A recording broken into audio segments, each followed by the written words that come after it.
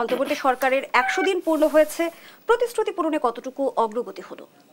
সরকারের ৩ মাস পূর্ণ হয়েছে, মানে ৩ মাস পার করে ১০০ দিন অতিক্রম করেছে।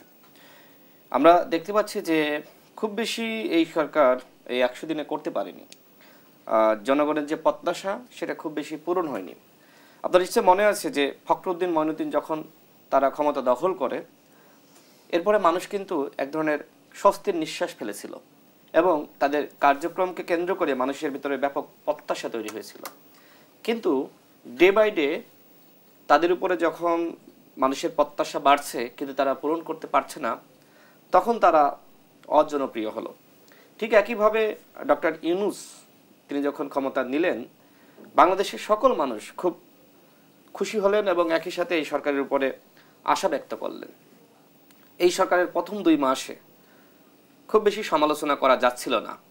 কেউ যদি সমালোচনা করছিল তাহলে তাকে আসলে মানুষ খুব বাজেভাবে কটাক্ষ করছিল।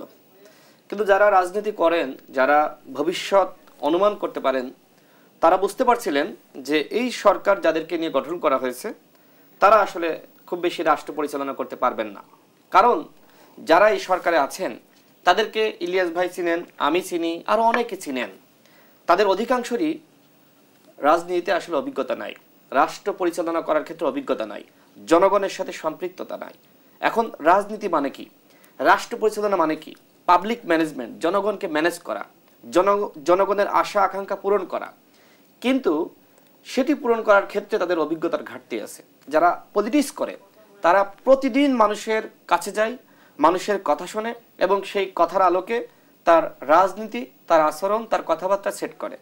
কিন্তু যারা উপদেষ্টা হিসেবে এখানে রয়েছেন তারা এনজিও সেক্টরে তাদের অনেকের অভিজ্ঞতা আছে, কেউ কেউ আমলা, আবার কেউ কেউ আপনার অন্য সেক্টরের অভিজ্ঞতা, বাট অধিকাংশই আসলে সরকার পরিচালনা করা, আইন শৃঙ্খলা রক্ষা করা বা জনগণকে ম্যানেজমেন্ট করা, সেই ক্ষেত্রে তাদের অভিজ্ঞতা নাই বললেই চলে।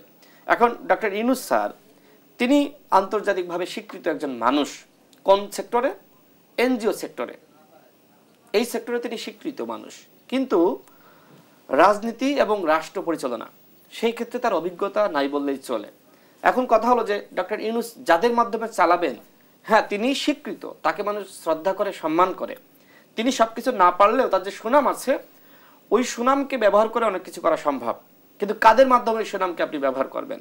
এই উপদেষ্টা পরিষদে যারা রয়েছে তাদের মাধ্যমে সম্ভবপর নয়। এই কারণেই ডক্টর ইউনূস স্যারের সুনাম ক্ষুণ্ণ হওয়ার সম্ভাবনা তৈরি হয়েছে। মানুষ কিন্তু এখন আপনি কোথাও প্রশংসা শুনবেন না, কোনো একটি জায়গায় না। আপনার এই টেলিভিশনে এই সরকারের সমালোচনা করার সুযোগ আছে, কারণ আওয়ামী লীগের আমলের যে সিস্টেম বা মেকানিজম এই বর্তমান সরকারের আমলে সেটি আসলে নাই। এখন আমরা অবাধ সমালোচনা করতে পারি। এটি আসলে ডক্টর ইউনূস স্যার নিজেই বলেছেন যে আপনারা চাইলে আমাদের সমালোচনা করতে পারেন। সেই জায়গা থেকেই তাদেরকে সংশোধিত হওয়ার সুযোগ তৈরি করে দেওয়ার জন্য এই কথাগুলো।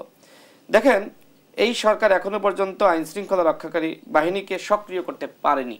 যদি আপনার এই টেলিভিশনে আজকে কেউ হামলা করতে আসে 50 জন, এখানে পুলিশ এসে তাদেরকে যে সরিয়ে দিবে সেটি কিন্তু করবে না। আপনি দেখতে পারেন, চেষ্টা করে দেখতে পারেন যে পুলিশ এসে তাদেরকে সরিয়ে দিবে, তাদের উপরে অ্যাকশনে যাবে, সেটি কিন্তু কোথাও